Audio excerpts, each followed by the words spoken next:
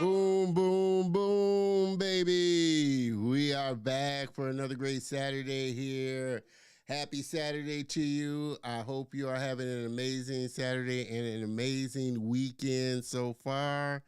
Uh, I want to welcome you to the show. My name is Don Terrell, and this is The Color of Motion, where, I like to say, hey, stories come in all shades, and I highlight people of color and diverse backgrounds in the industry of motion graphics, animation, visual effects, cartoons, and comics. This space that, like I said, I am just ecstatically crazy about. You know the drill. Make sure you hop on into the chat, comment, so I can give you a shout out. Let me know where you're tuning in from. Again, I want to welcome you to the show. Also, make sure that you hop on over to the Facebook group. Get plugged in, facebook.com/groups/ the color of motion. The family is growing. We're having a lot of fun over there, sharing industry news, having great conversation. And there you can check out the show live as well. So definitely don't want you to miss out. Definitely want you to get plugged in as well. Uh, Mr. Allbot, appreciate you tuning in there for sure. Uh, as always, I appreciate you supporting the show and joining us as well. Again, make sure that you hop into the comments because, I always say I want this to be an interactive show as well. And like I said, I definitely love highlighting you and, letting people know where you're tuning in from. Again, you can connect with me. I always like hearing from my viewers here. You can find me in all my social channels there. I definitely want to hear any comments, who you may like me to try and get on the show. But here, you can check me out on all my social channels for sure. Like I said, we stream live each and every Saturday, for sure. 3 p.m. On LinkedIn, YouTube. You can check out the show in the Facebook group, like I said. Also on the website, colorofmotion.net. But I always kind of highly encourage everybody to hop on over to the YouTube channel, subscribe, give a thumbs up, comment on the episodes as well, because that helps the algorithm. Hit the bell notification so that you're notified of all the great content that goes up, any new streams and shows that come live as well. But make sure you get plugged into the YouTube channel community as well. So definitely would appreciate any of that for sure. Also, you can get you some swag. The store is open. Make sure you hop on over, get you some swag items. We have some great shirts, hoodies, mugs, just all kinds of color of motion gear as well. So definitely my goal is to see, as many people as I can see in color of motion with color of motion gear. So only thing I ask is that if you do, make sure you take a picture of yourself, shoot it on over to me so that I can share it with the community on the social channels and on the show as well. So, like I said, I want you to be a part of this show. So I think that's pretty much, all there is to it as far as the housekeeping is concerned. I think we're pretty much going on all the channels there. Just want to make sure before I move forward. Like I said, comment. Definitely want to hear from you, Mr. Albert. Next Saturday. Well, I'm booked out until June. So it may not be next Saturday, but definitely I'll have to check out Kevin Duhaney from the Power Rangers. So see if I can get him on for sure. So I appreciate that recommendation as well. But again, like I said, we're the show season 3 is going amazingly well. So we're booked up until like June, July, into June and July. So I appreciate all of that. Uh, like I said, I think that's pretty much we're good to go and ready to, get this show started. So make sure you stay tuned.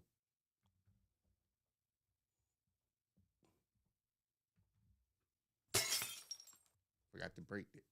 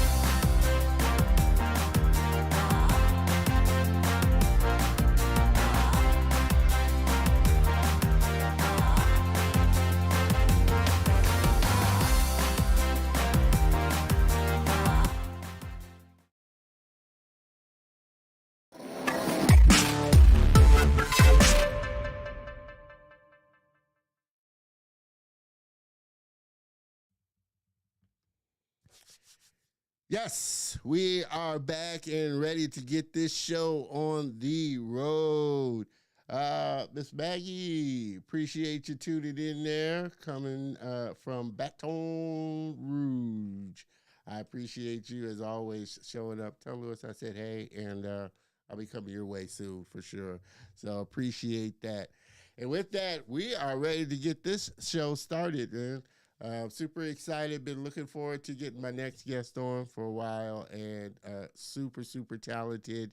And can't wait to sit down and really dive into his journey, his story, and show what he's been working on. Amazing, amazing animator for sure. So, my next guest, he's a 3D animator that's worked mostly on commercials, but also has worked for an animated feature called Snow Queen and the Princess, a short film called Mila by Cinzia Angelini, and VFX for an upcoming Netflix South African live action movie. That sounds interesting. And has worked mostly remote from home with studios such as Wizart Animation, Squids VFX, Agora Studio, Chocolate Tribe, and some on site work for studios in Egypt, such as Aroma Studios, Snappers Tech, and Cryptyd Incorporated. Most recently, he's interested in creature animation, but still also loves character performance and acting. Everybody, please help me give a warm welcome to my very special guest and friend, Mr. Ahmed Abougabal.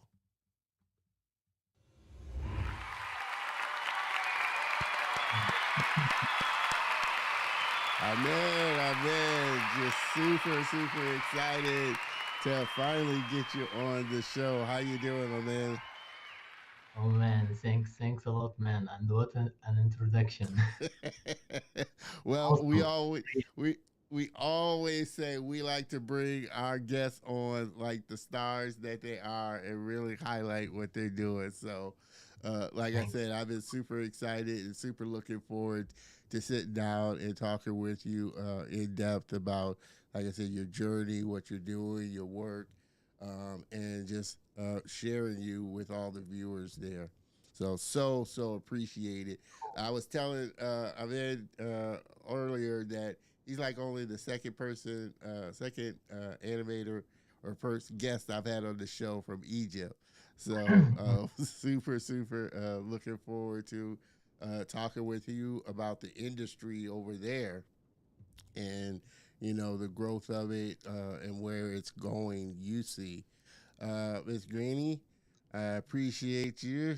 She's giving you a lot of claps there, Miss Maggie, for sure. So a lot of love. Show Ahmed all the love that you can show him for sure. So I want to get it started.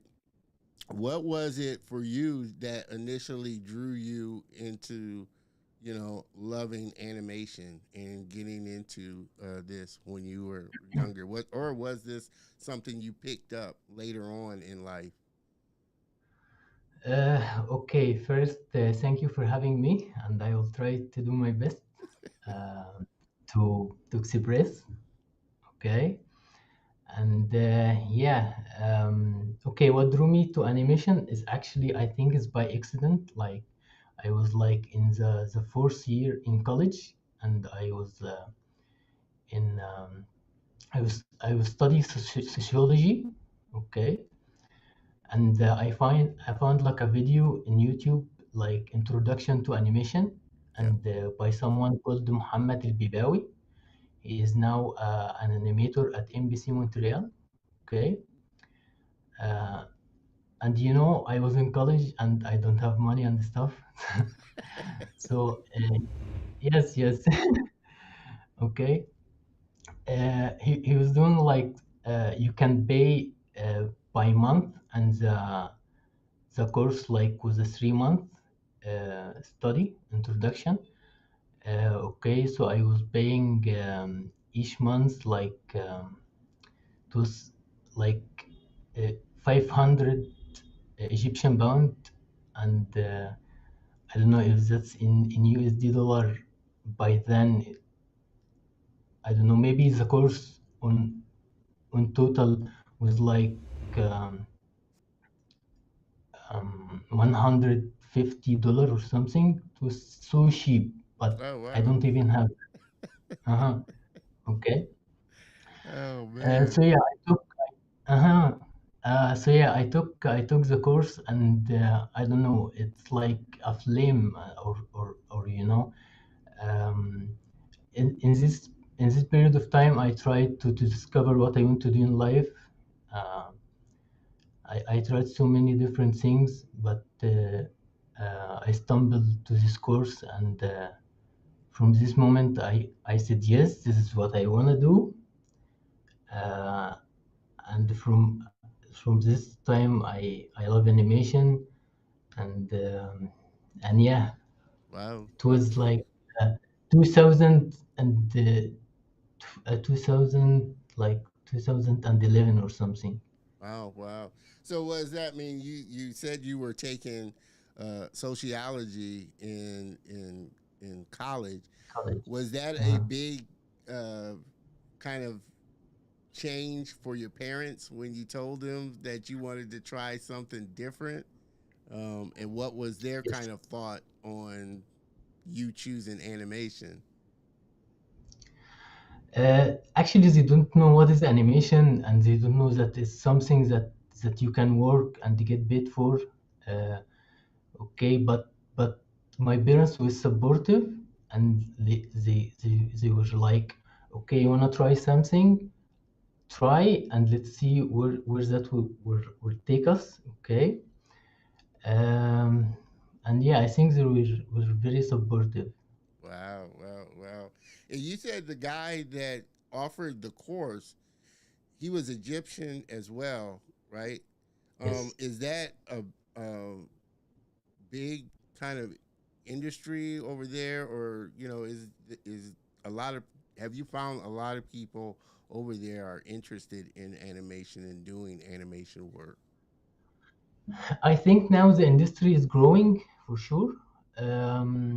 Okay, I want to say something overall about Egypt. Like um, in animation, it wasn't that big by that time, but person he took animation mentor. okay, and he was so in love with animation, but there was no like medium in Egypt. There was like I think two companies or something, or three companies like working in commercial and like a low budget TV series. Yeah. Okay, I think Muhammad, what he's did, or what he's done is like from passion to separate the medium. Okay, because he's like I told you, like uh, this field is small in Egypt. So yeah, I think that's help. Yeah, yeah. Well, I mean, do you now that, like I said, animation is growing, you're starting to see, like I said, a lot of online schools crop up. You work remotely, so you don't necessarily have to move to LA or Canada or somewhere like that to get work. Do you see it growing more in Egypt, and kind of the industry and people really kind of um, getting into animation? Do you see it like that, or do you feel like it's always going to be kind of a small niche thing in Egypt, and most people are going to be working in other countries or working for other studios outside of Egypt? I told you, I think the passion for the craft is growing, and not only for animation, like lighting and the modeling and everything. Okay, and also the studios here in Egypt like became to increase in number. Okay, like I think for now, of course I can't count them right now, but I think yes, but I think like the opportunity for work now is bigger than before. Okay, and also the number of people that grow with it. Yeah, yeah. So yeah, and also there is a lot of people like me that work remotely, and while they are still in Egypt. Um, so yeah, Well, I mean, you, like you said, you kind of picked it up a little later in college and stuff. So, were you into watching cartoons, or was cartoons even big over in Egypt when you were growing up as a kid? Or, I mean, yes, of course. Actually, we have like a cartoon channel TV called Spacetoon. It was a big thing for us all while we are kids, and we all watch this cartoon. But it was more like an anime, mm, adopt anime. yeah, Okay.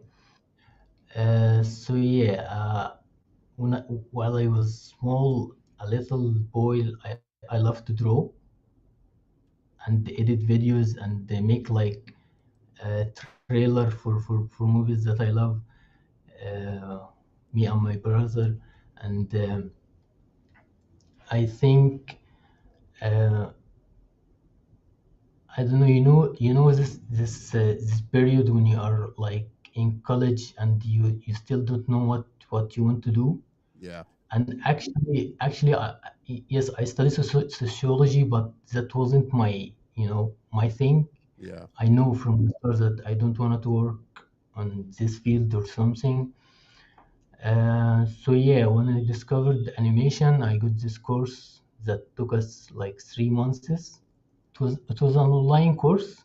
Okay, basically we were learning bouncing ball, um, and the ball with the tail and the pendulum. yeah, Okay, yeah, this yes, this is stuff. Um, and when we finish this course, I have like a little demo reel. It was so small, uh, but actually this demo reel got me in a small studio. It was like a startup in Alexandria, and Alexandria is like the second big city here in Egypt. It called the Experience Studio, and I got there and tell them, okay guys, I wanna learn animation. They posted like this turntable video for a robot. on Facebook, sorry. Okay, and I was like, wow, what is that? Okay. And I saw that they are in Alexandria, and Alexandria not far away from me. It was like 20 minutes by car. Okay, and I contacted them and I told them I am an animator and I want to work with you guys. Can I come? And they say yes. And I go there and told them, okay, this is my reel. I wanna work. And the rest And they they say told- is history. okay, and they told me, okay, this is your reel, and you wanna work, but I don't think so. Oh man, for sure. Okay, what happens then that it was hi, hello. Mr. Okay, Fred Costa, appreciate you tuning in there. Hello, Don and Ahmed, Mr. Fred. Let's hello. throw in a few other ones. Jeff Rivera. Ask you a question on using AI to speed up animation. How is Ahmed using AI, if you are using AI, to speed up animation? And that was a kind of a question I started asking. I'm going to start asking people because AI is really a big thing now, as far as how they use, uh, you know, it in part of the work. Mr. DeMille, a little late, but hey, you're here, DeMille. I appreciate that for sure. For sure. Was that? I mean, like I said, you obviously, just coming out of school, your demo reel wasn't near, I'm sure, like the one we're gonna Well, show. um, but I mean, did they obviously did they let you in, or did they say, okay, we'll work with you, we'll help you get along in this journey? actually, okay, when I got there, I was talking to the head of the studio. His name is Ihab, and he's a lovely guy. Okay, and he told me, okay, we can't hire you, or we can't right now, but I will set you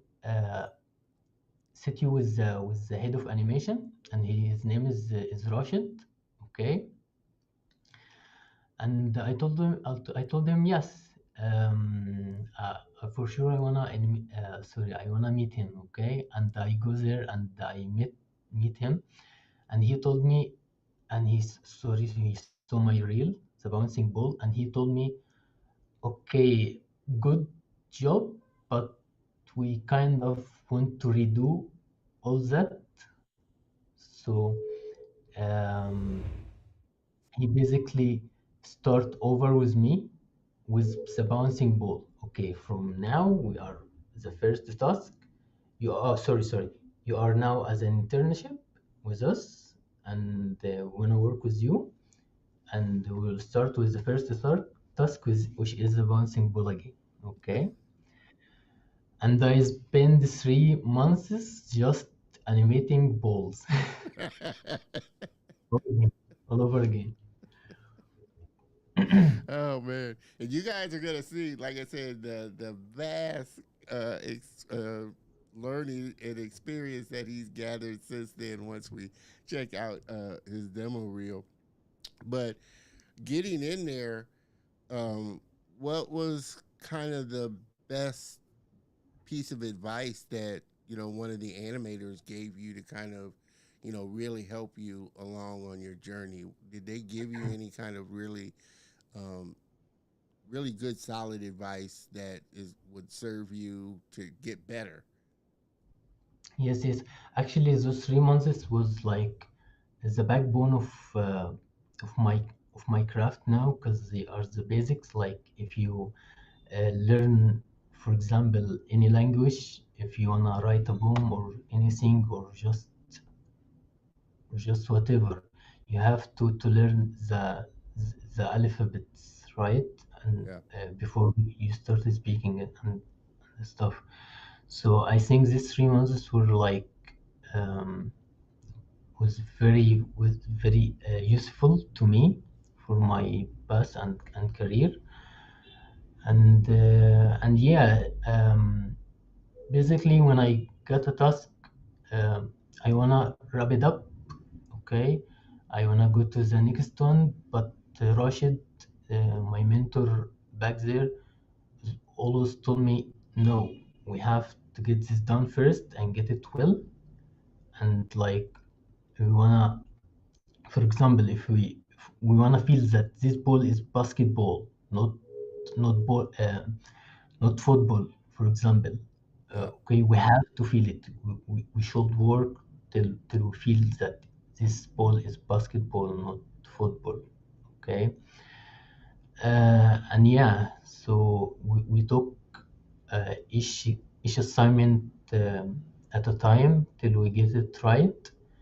I wish I have this assignment to show you, but it was awesome for real. So they Um, really helped you with like the basics of waiting, timing, yes, really understanding that you feel the weight of what you're animating, and yes. basically the basics of it for sure, which is amazing. And with that, like I said, we're gonna take a quick look at Ahmed's demo reel. So you can see, like I said, he does some amazing animation, especially creature character animation now, and it's kind of hard to fathom. Well, not hard, but you see where you start and where you're at now. You think you never get to that point for sure. So let's take a quick look at Ahmed's reel.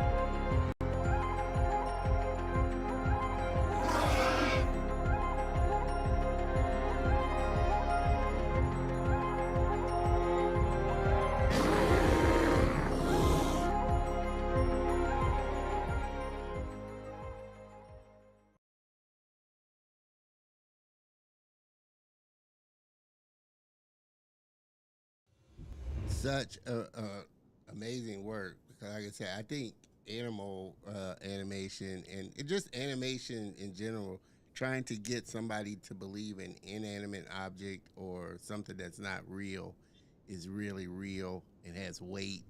Um, is a very hard thing to do, for sure. Miss Maggie, amazing, amazing work for sure. Mr. Mario loves it. Just fantastic. Um, at what point uh, did you start to see a big change in like I said, you know, how long for you did it take to get to that step where, like I said, you see now with the work you do, but then when you started just with the bouncing ball and stuff, at what point did you start to say, "Wow, this okay, I'm doing pretty good. I'm animating characters that look believable." Actually, there is always, I think, there is always a lot of space to develop. Like right now, I think I don't know. Maybe I wanna be even better. Like, I don't think. I think always, like, the moment you think you are already there, you start losing. Yeah. You got what I mean? So yeah, but basically, I think I am getting better each after each project, even it's personal, not not only like a production project, Yeah. both. So I think my answer to that is by time, and Yeah. But I mean, um, it, at what point did you feel confident enough to move from, like, just say doing the basic animation, animating the bouncy ball, to getting a character at and being able to animate it and animate it well to where it was believable? Like, how long did you? How long in between that time would you say it took you before you were able to move on to, okay, I can do a character? yes, I think after my first on-site job with Aroma in Okay. Egypt. Got you.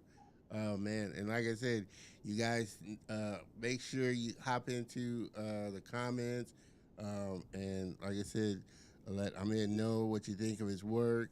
Make sure you comment for sure. For everybody that's just jumping into the show, we're having an amazing conversation with my friend Ahmed Abougabal over in Egypt.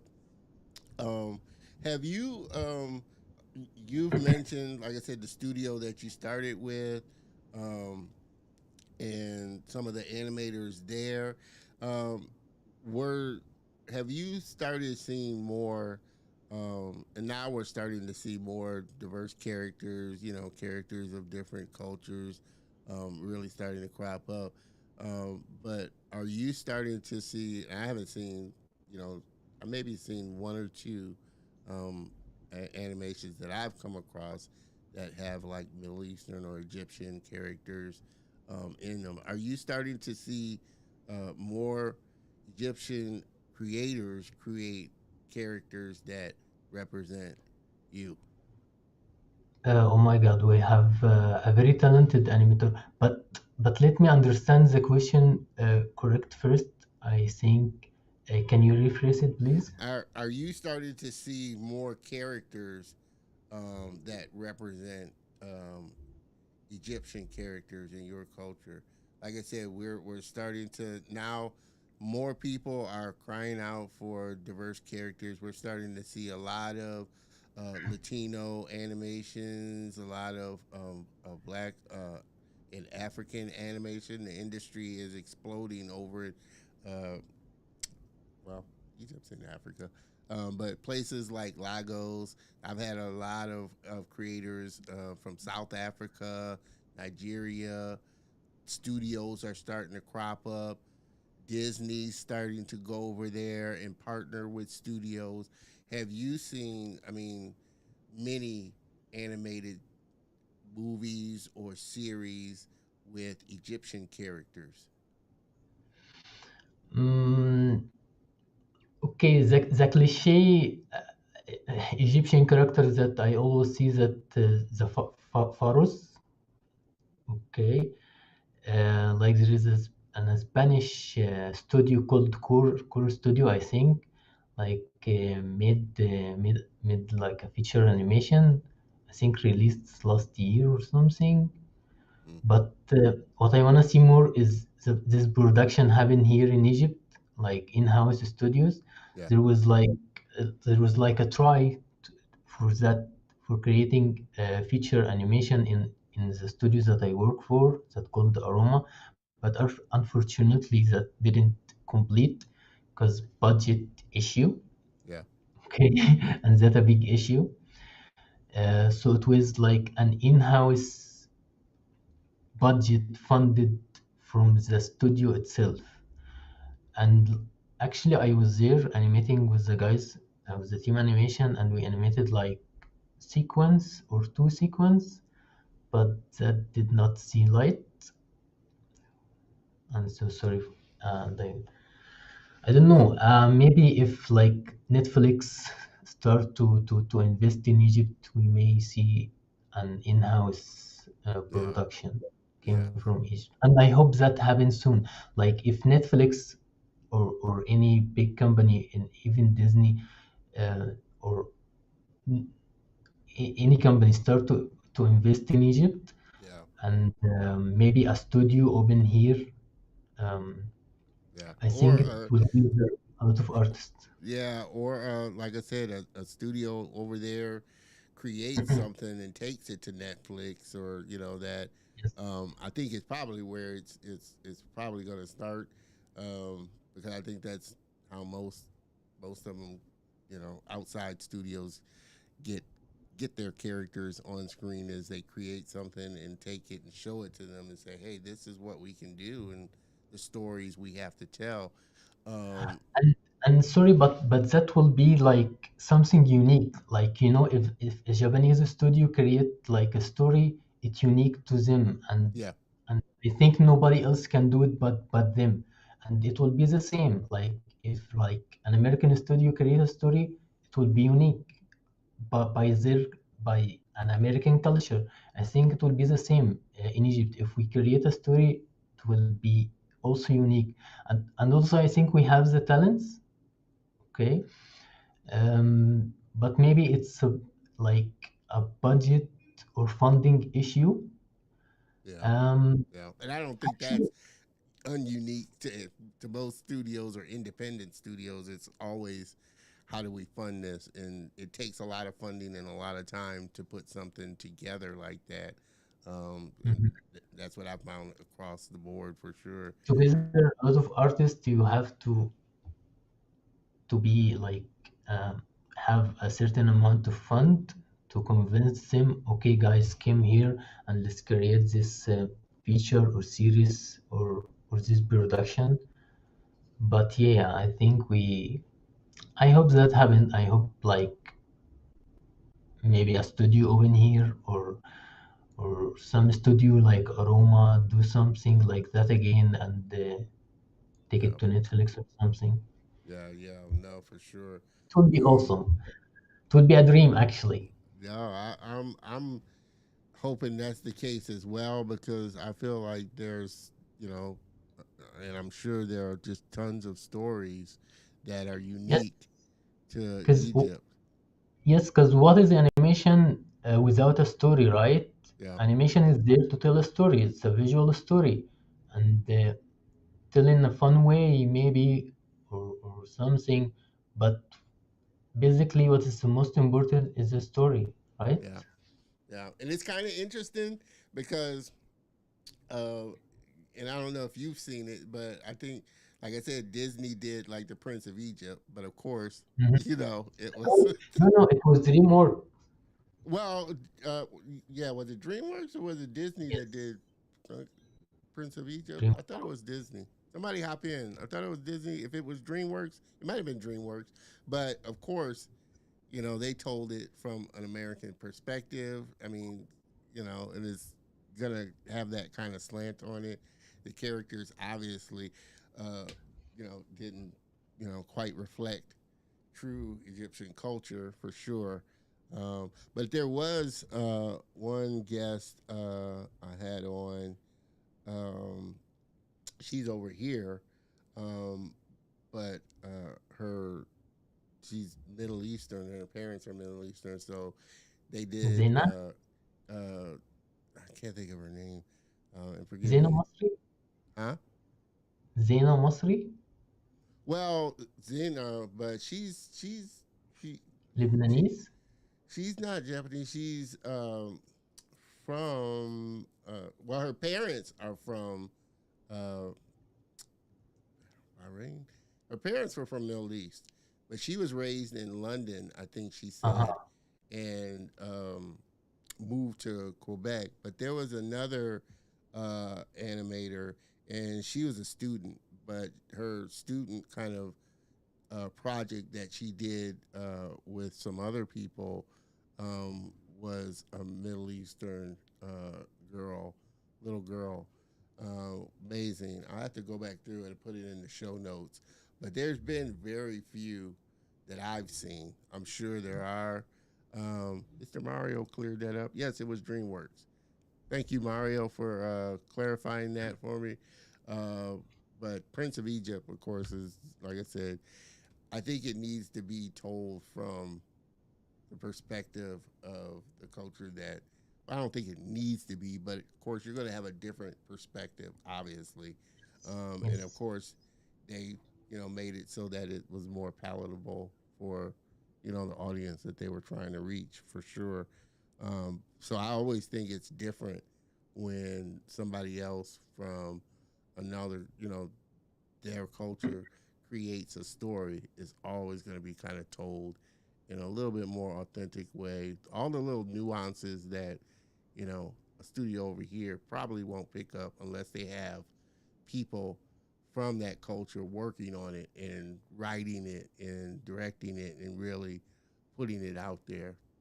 And if you have like one, two, or even three or four, like for example, for the sake of example, Egyptian guys like work in something like Prince of Egypt, it will be so different if it already created here in studios fully like Egyptian or something. Yeah, for sure, for sure. Uh, Mr. Albat, are you from India? Sorry, he's from Egypt. I don't know if there's a specific. I'm pretty sure there's a specific city in Egypt that he's from, but he's from Egypt.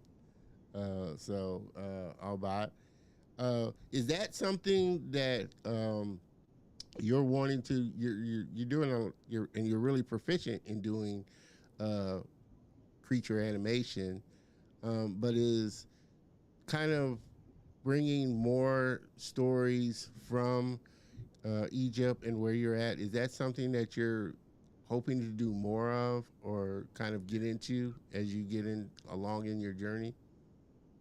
I hope to maybe direct in the future like a short movie or something.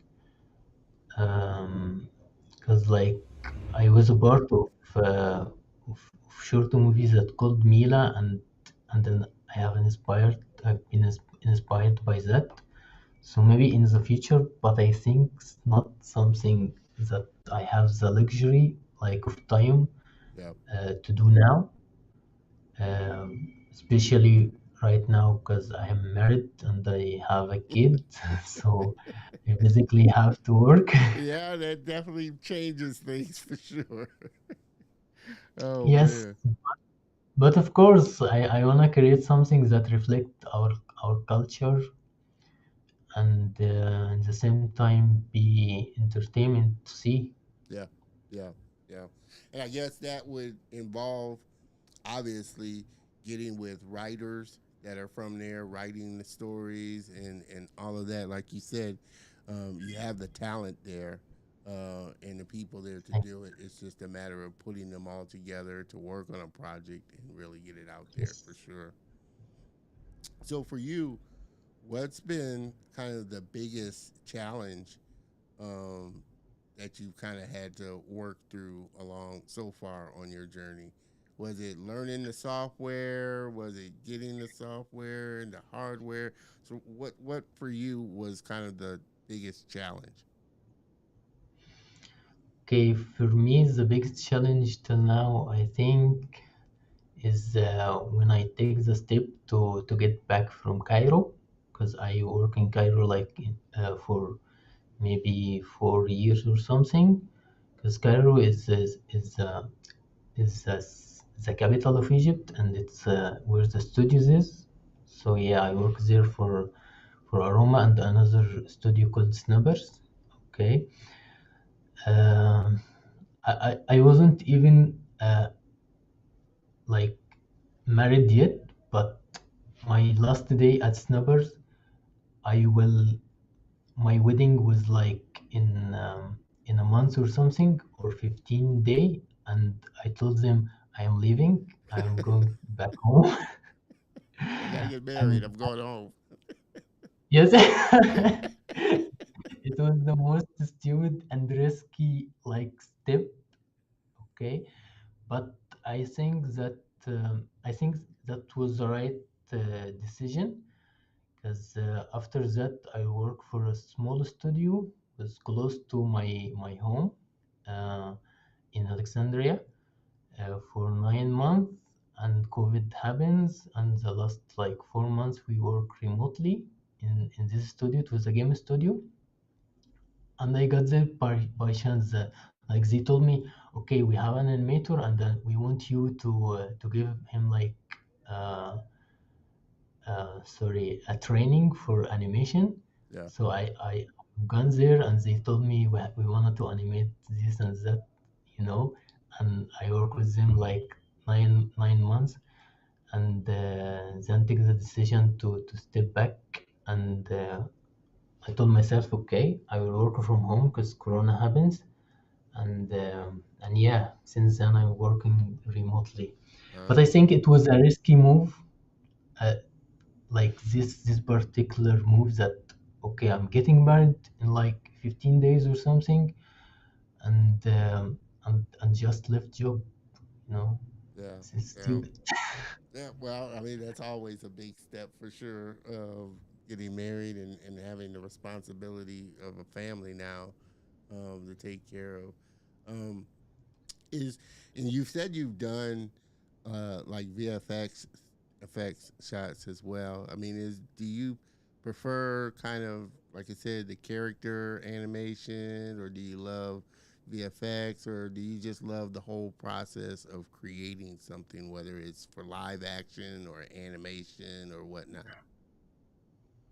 Okay, my goal from the start that I wanna do character animation, okay.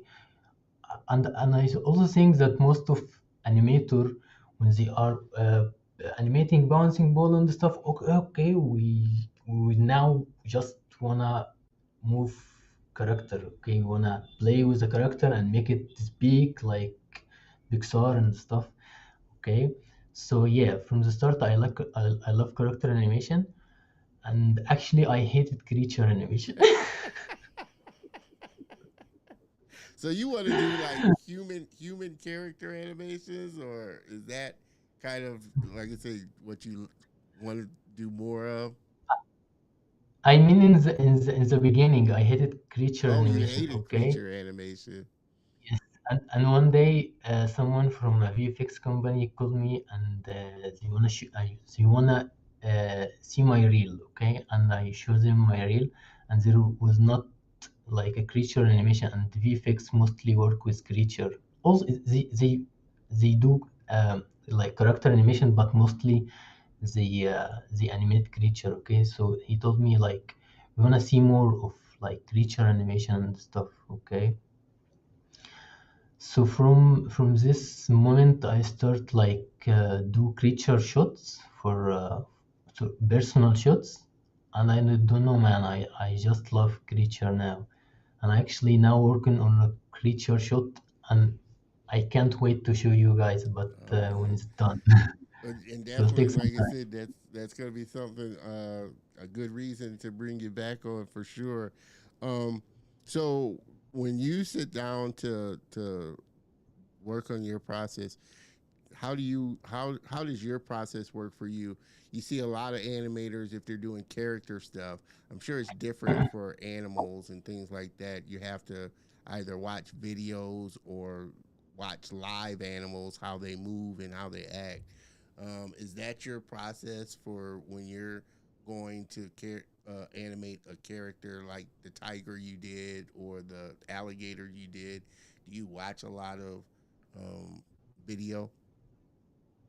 Actually, my story with reference, like when I animate characters, I don't tend to take reference a lot. Okay, and this is wrong. Don't do that. Okay? You heard him. Don't do that. Always use Yeah. reference. Reference is always good. Even you will if you will not animate by reference, but if you have like a starting point with a reference, maybe you will catch something from it.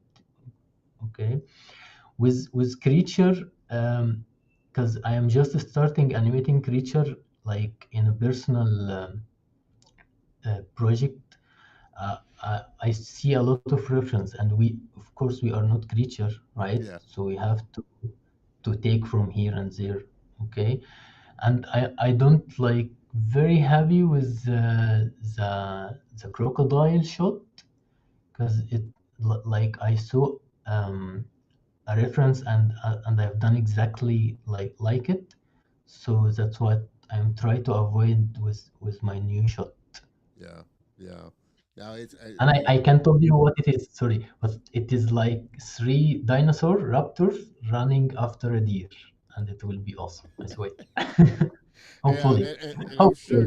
sure it's a different process. Like I said, if you're animating like a fantastical creature, like a dragon, like a flying dragon, as opposed to an animal that we all kind of know, even though it still has to come from a real point of view, from real mechanics as far as how the animal moves and stuff. And I don't know if you've ever seen any of his work or followed him, but Aaron Blaise from Disney. Well, he used to work at Disney. He was an animator at Disney, and he directed Brother Bear.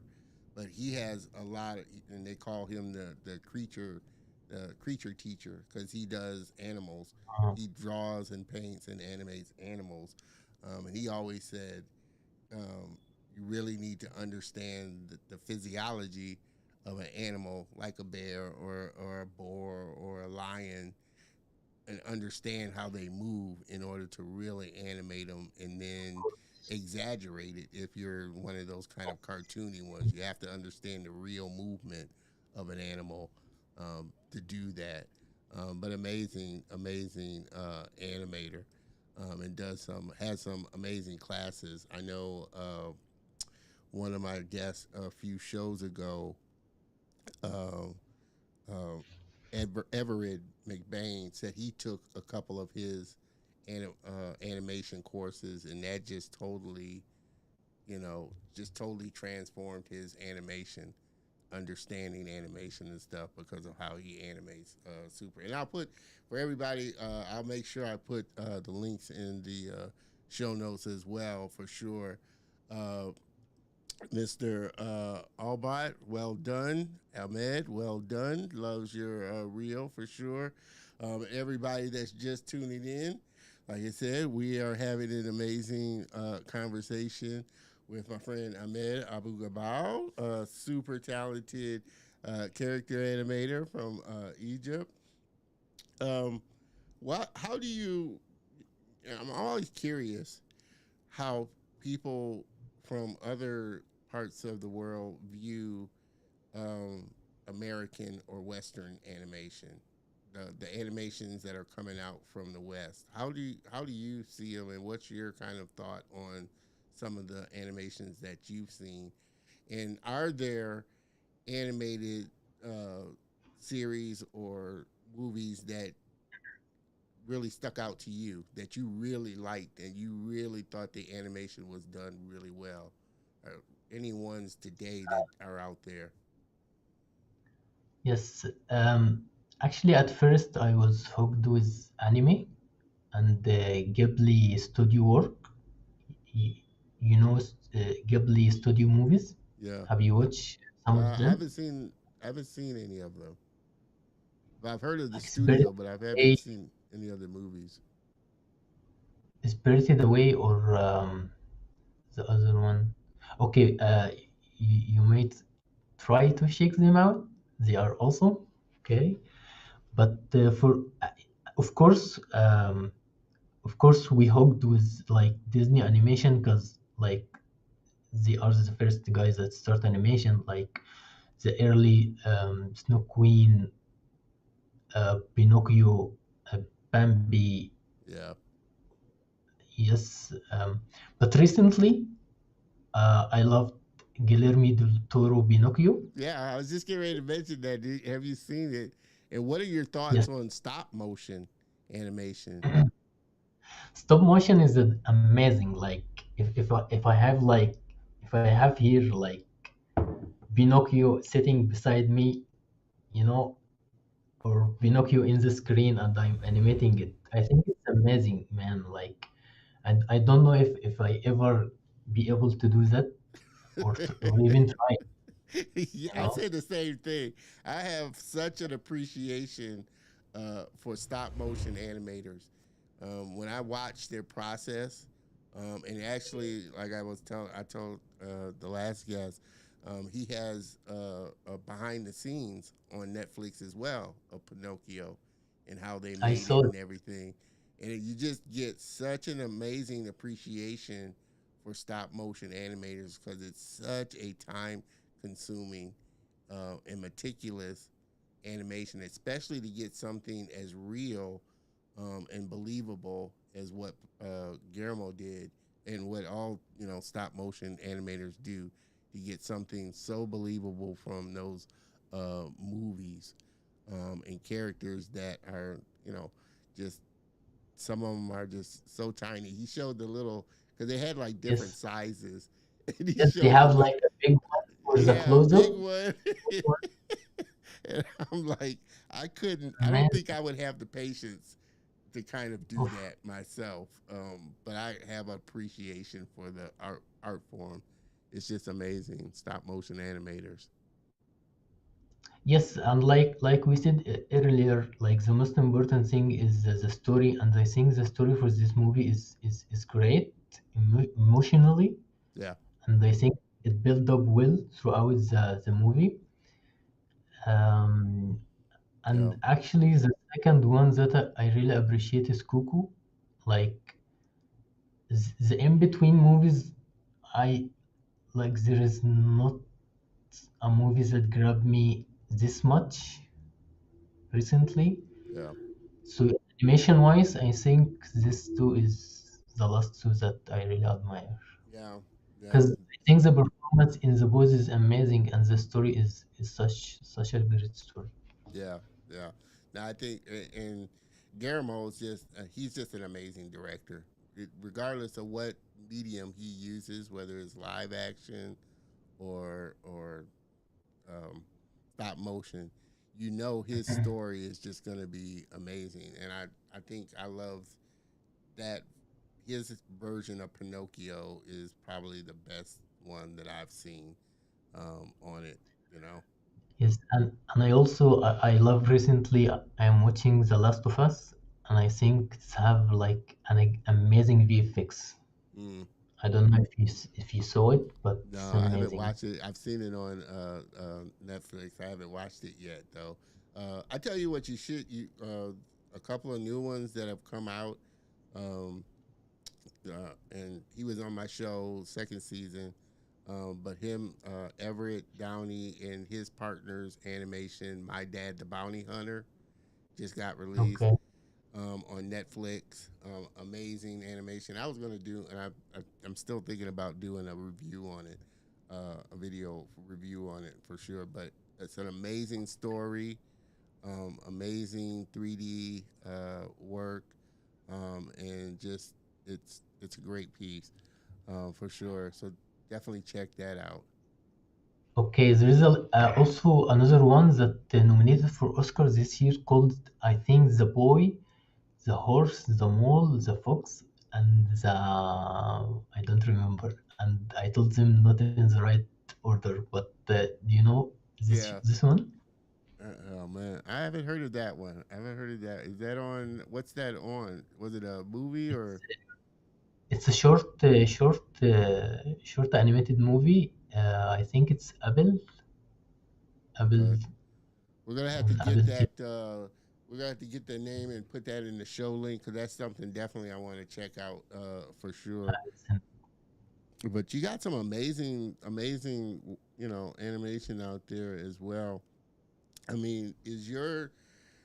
I mean, for you, are you a fan of like all different styles of animation as long as the story is just a compelling story for you? Yes, yes, yes. As Mm, long as the story is I don't know, meaningful and entertainment at the same time, it will capture me. yeah, Because like I don't want to pinpoint that because I know, but there is a lot of big budget like movies like over 100 million production, but the story is not that you know. Yeah, yeah. Now, Yeah. usually the good ones are from the independent or small budget. That's why you see some really great storytelling on a lot of these platforms, and they're like I said, they're either coming from small studios or very independent, creators. And I think that's partly because, like I said, they don't have $100 million riding on the movie or something like that, so they have the creative freedom to really explore stuff and get it out there for sure.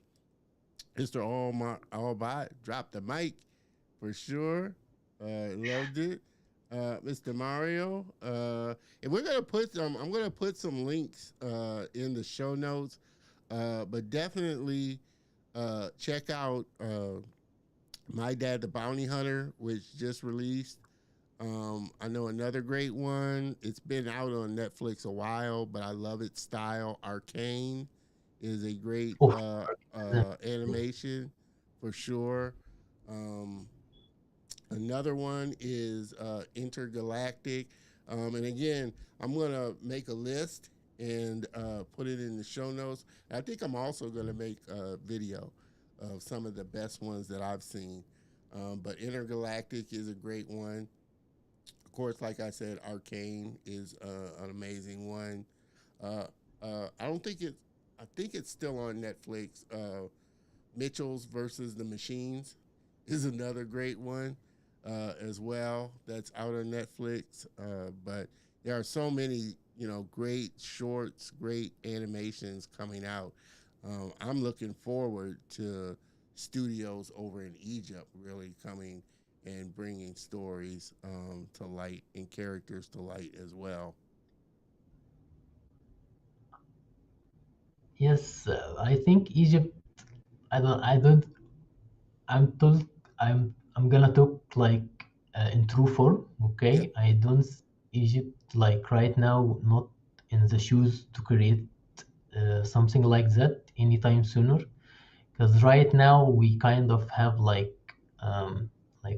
economic problems. Mm, So yeah, but there is always like a priorities in the countries, yeah. like I said, like Japan, for example, put like a budget for entertainment and anime and stuff.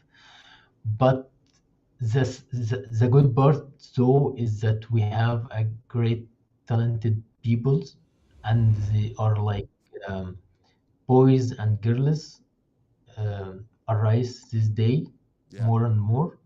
So that's a good point. Yeah. Yeah. No, I think and that's what I find really interesting when I talk to uh, international creators is just the things that we kind of take for granted over here because the industry is so big. And like I said, I've had this conversation with a lot of guests like over or a lot of creators over in, like I said, South Africa, Lagos, Nigeria. We They don't have like government backing of the industry, so the government's not and states aren't subsidizing and Mhm. making it really palatable for studios to create themselves and that type of thing. And just the simple thing of which I found interesting, like when I first started having African guests on, was just the thing of power. Just Mhm. energy. We take it for granted over here, but over there, like I said, some of them I've talked to is like they have to have a big battery system, and they have these Mhm. rolling blackouts and things like that they have to worry about and deal with, that type of thing. So I always find it interesting, just the differences and the challenges that creators have to go through in order to create the same thing that we create over here, just and don't think about. So for you, what are the type of tools that you love doing? You working in? Are you working in Maya, or what are you using for your 3D? It's basically I'm working on Maya. Um, and I don't think I know a lot of other softwares. Like I at the beginning, at the very first beginning, I tried to learn like 3D Max, Mm, but later on I find that the industry standard is Maya, so I switched to that. yeah, And since then, I only use Maya and edit with Adobe Premiere and of course Adobe Photoshop.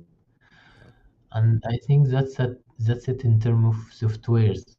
And in Maya itself, I use now like an input and a little small like plugin called the Twin Machine.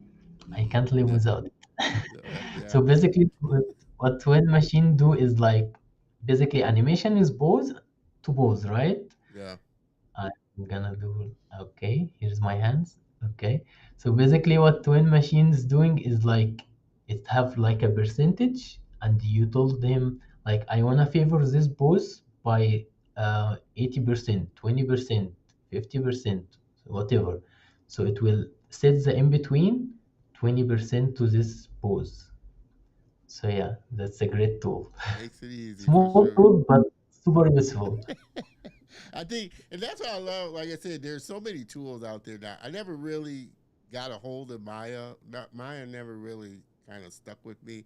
Maybe because, Mhm. like I said, when I started, I started probably on too big of a software, and it just kind of overwhelmed me, for sure. And plus, Maya isn't cheap, so it wasn't. You have to really either do it. Using sorry to interrupt you, but actually I'm using like an indie license, and Mm, indie license is available to Egypt for like $260 or something. mm, So I think it's now become affordable.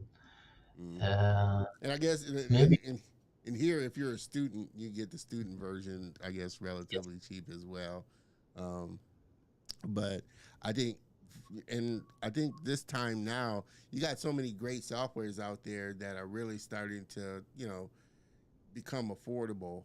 Like I said, you got Blender, which is really growing in the industry, and it's free, and you can create some amazing stuff. You got all these tools now and avenues now for getting your work out there. And I know Mr. DeMille, he's a big Maya Maya user. He has his mentor helping him with the tween machine, Adam Potts. Twin machine is love, man. Twin machine. So I know he would relate to you for sure. He is a character animator, for Actually, sure. sorry to interrupt again, Oh, but go actually ahead. I was watching this tutorial. It was a Disney animator called Zach Birch, I think. And in the beginning of the tutorial, he was saying like, "Okay, we want you to have a tutorial," and he tell him, "Do you have twin machine? If you don't have twin machine installed in this machine, I can do it." He said he can't help you if you don't have Tweed Machine. Oh man! And these tools, like I said, I think now you got great tools out there.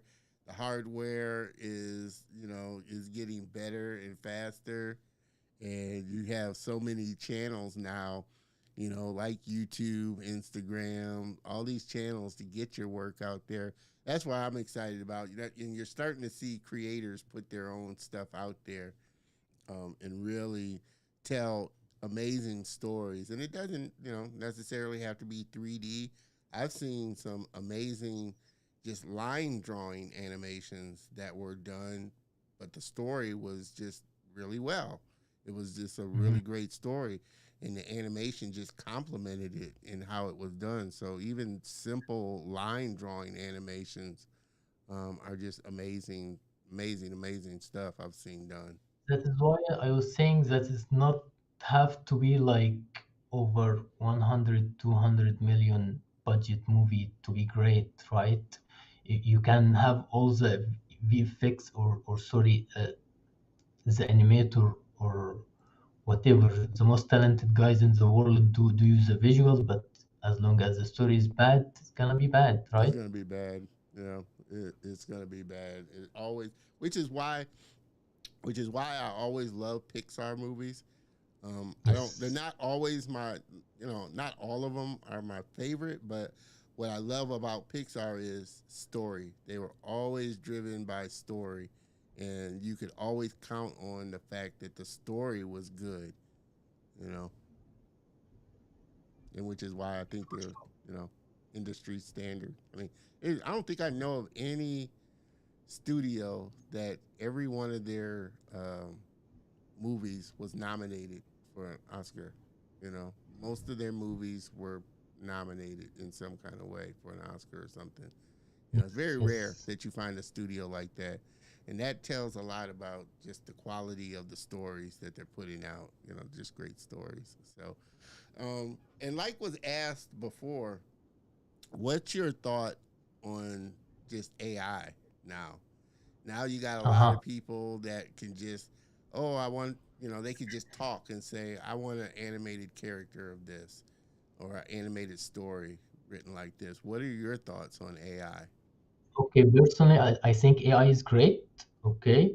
Uh, Even though I don't uh, have good relationship with motion capture. Okay. But I think that AI or even technology help us like tell more stories. Like if it's not for motion capture, we will not have a lot of great games. Like for example, like I was saying, Last of Us, Yeah, or now most games depend on motion capture, right? Because they have a lot of range of cinematic and like you have the game last for over 10 hours, so a lot of motion, right? So they have to depend on motion capture. So overall, I know motion capture is not AI, okay, but it's in the developing of the motion. Like I say that like in my medium, because my medium is animation and motion and stuff.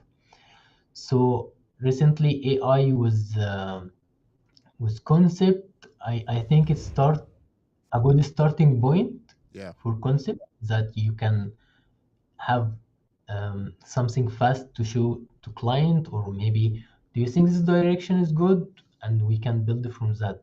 Okay, so overall I don't think AI, my personal opinion, I don't think AI is a bad thing, yeah, and we created it, and we say, I think we just have to tame it yeah, to our needs, right? yeah, yeah. And that's No, my take.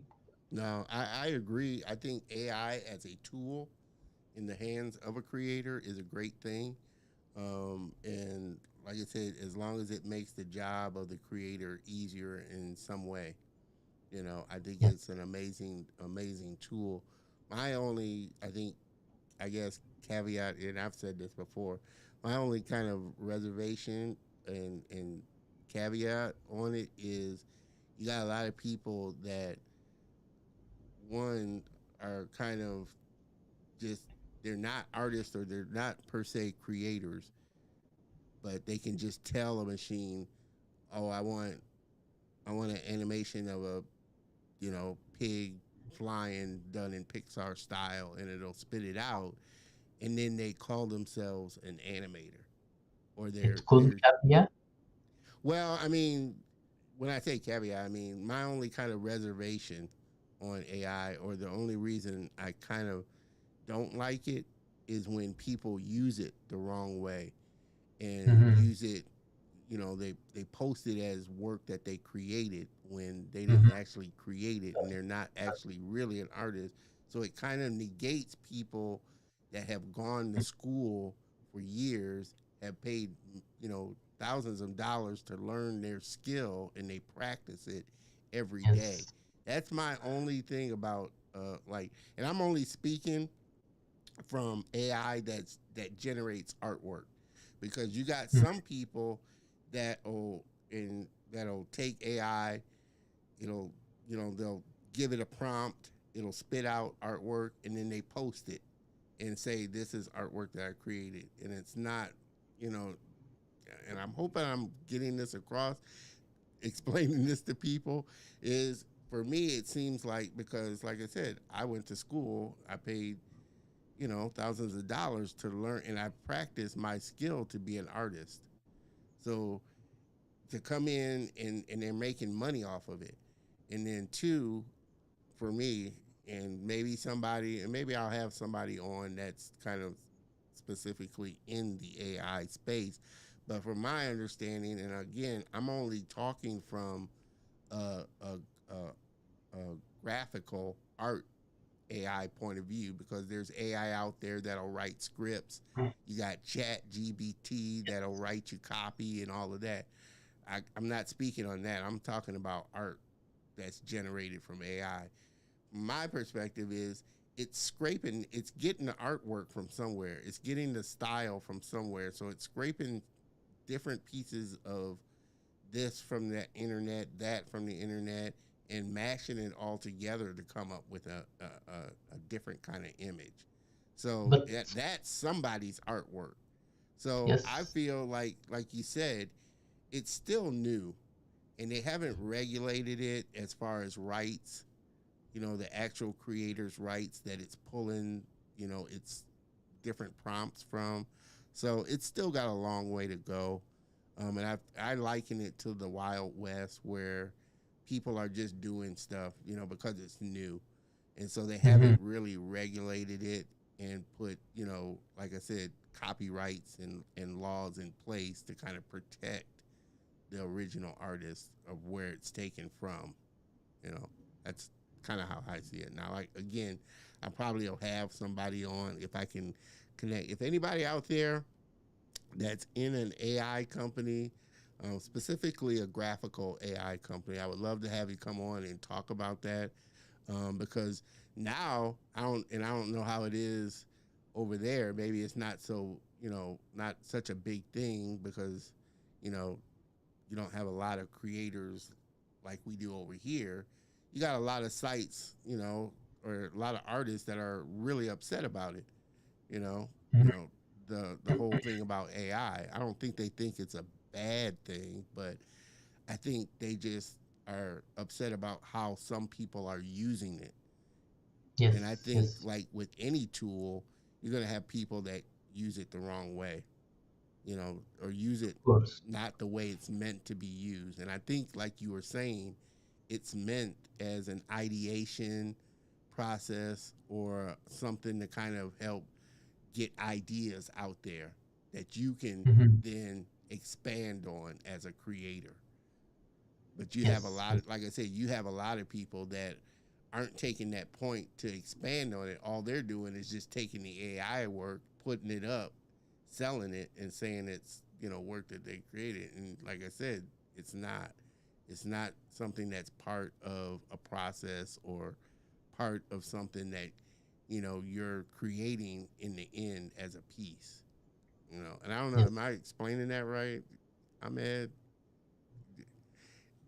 and I, y'all can let me know as I, well. I got I got what you said totally, 100%. You know, so I like I said, But as a tool, I love it. Like I said, Photoshop has its AI, sensei, and I can't imagine, using Photoshop without using its AI tool. It just makes the process easier. I mhm. think, like I said, as long as it makes the job of a creator easier, or takes steps out that a creator would have to do, if it shortens the step in the process of a creator creating something, then I think it's a Yes. great thing.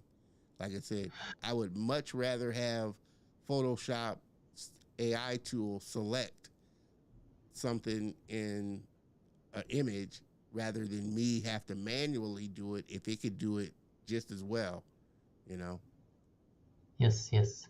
I think if it used randomly, it will shows, and I think if also it like if you got a starting point to a client, okay, and say like this is my concept to that, and he don't know it's generated in AI, and he's don't even care, okay, he's just wants the work done, okay, and he pointed to another direction, or want to make an edit or something. If you are not an artist or a concept artist, or you will not be able to do it because you don't have the ability to. You're Yeah, only using AI, right? yeah, yeah, So I think it is good if it's a stepping stone.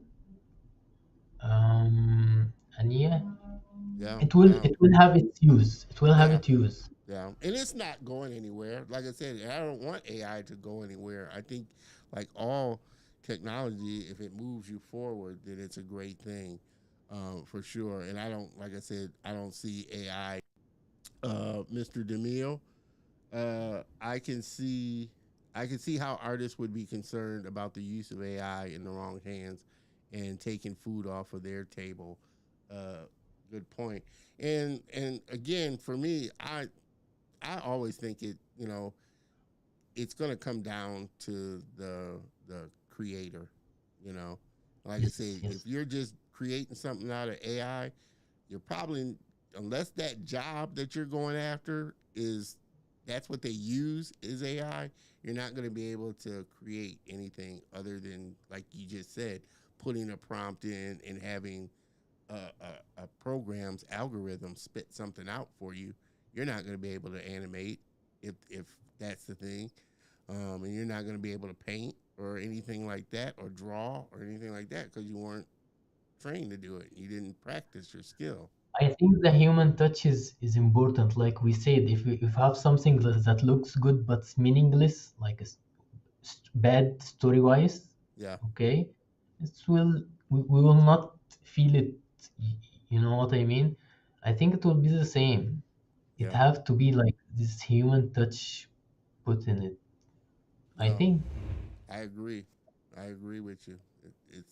It's gonna have to have a human touch to it, and I don't think you're ever gonna replace that. yes. Like there is a music video called The Meeps that Stura Agudio have sorry Agora Studio have animated, and they have this characters that have like uh, its hair or something. Um, it's like maybe 50 string of hairs that need to be animated by hand, and they use like a plugin to make it automatic Hmm. animated. I don't know. I wish I could show it, but maybe we'll add the link to. Yeah, So and yes, again, there- it's a plug-in. I mean, plugins. I guess in a rudimentary sense, you could say a plugin's an AI tool. It's a tool that you you use, but it makes you can say the same thing about what is it, tween, uh, to animation tween. yes. It's a tool. I mean, Mhm. that saves you the step of having to do it manually, but you're not relying solely on that tool to create your animation. Right, right, right. So, Mr. Mario, AI seems to be focused on the creative industry. I'm looking for AI taking over some other uh, disciplines, for sure. And like I said, you got Chat GPT, you got uh, so many other tools, AI tools that I've heard of AI tools that will write a whole script for you, movie script for you. Now, how good they are, I don't know. I don't think they're too good. I think you still have to flesh out whatever it is that it spits out. That's what I'm saying. It's going to get better as it learns, but it's crossing over. It's done crossed over just art. It's in writing now. Hey, I love Grammarly, which is a kind of a word editing tool. It auto corrects, what I I write. I love AI this way. I love it that Yeah, way. It makes yes, my job so much easier. I mean, I don't have to think about some things. But in the end, it still comes down to you to write whatever you're writing to yes. make it relatable to people. So that's where I feel like AI is gonna kind of always kind of fall a little short. It's gonna get really good, and it's getting better every day, obviously. But I like I don't think it'll ever replace the human, you know, No, human not at all. experience, Not at you all. know. Not at all. And like I said, this it's just. I think it's just the nature of us. I mean, like I said, Tesla's got a self-driving car now. I don't know if I'd ever feel comfortable totally in a self-driving car, but maybe who somebody out there who has a self-driving car would say differently. But I think there's still just something inherent in us to want to be in control of things. I don't Okay, know. I think at least till now we are safe. Let's let's I enjoy it. think so too. I don't know if I'd get on a freeway, a busy freeway in a self-driving car. I mean, I don't know. It's I supposed to will. be really good. I hear it's really good, Tesla's self-driving feature, but I don't know. I think for some people, I think that's a hard thing to kind of let go of, you know. So, that respect. So everybody, just jumping on. We've been having an amazing conversation with my friend Ahmed, 3D animator. Have you? You said you hadn't mentioned that you touched it, but what do you think about like Unreal and what it's doing in like visual effects and movie making as well? That's another amazing program. Yes, I think it's amazing. Actually, I am bad technically, like with programs. Thanks God, I got animation. Yes, but I think Unreal is amazing. Actually, I saw some like project on ArtStation stuff, and I was wowed. Yeah, Is it really real time? yeah, So I think it makes things easier. Like I know a friend like work in a series, TV series here, and they are not rendering it in Arnold or you know they yeah. are Or using. V-Ray or that they're using Unreal to render it. Yes, Yeah. Yeah, I think that's the big selling point with Unreal. It's real time. You get like real time, amazing quality. Like I said, if they yes, can use it in stuff like The Mandalorian, um, and some of the quality of work that I've seen come from it, it's just amazing software. And that's why I love, like I said, you got so many great softwares out there that's free. you know. So you can't beat that. You can't beat that. yes. Oh man. So everybody just jumping in again.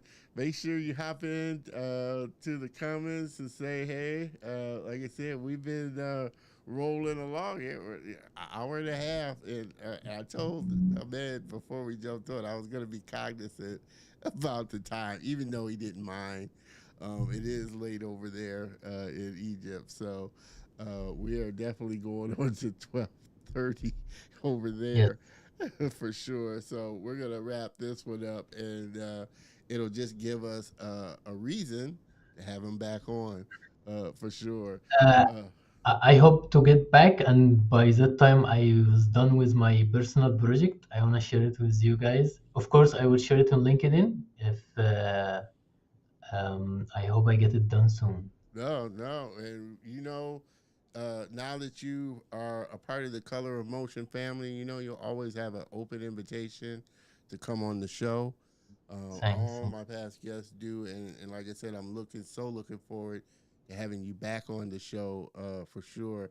Again, uh, everybody that's just tuning in, I'm going to make sure that as much of the movies and things that we talked about, the links will be in the show notes so that you can go check it out for sure. But I so appreciate you, Ahmed, taking the time, especially being late over there, coming on the show and being a part of it. And like I told you the first time, I appreciate you connecting with me and becoming my friend and really, like I said, sharing your passion for this industry as well, and what's going on over there in Egypt. So I can't thank you enough for coming on the show, man.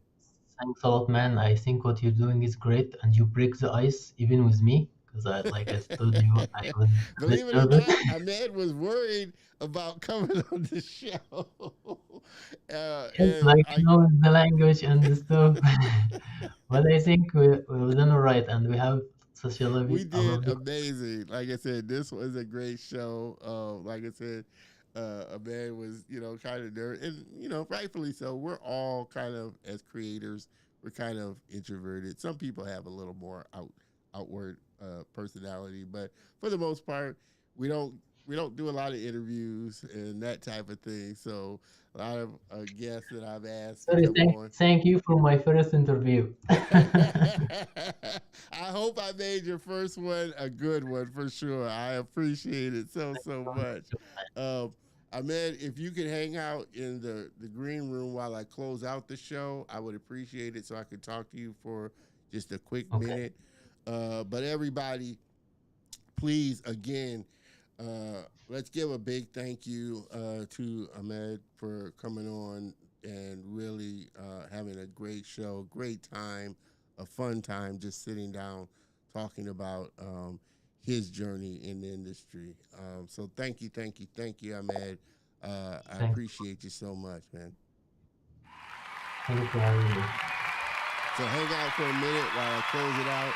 I'll be right with you there.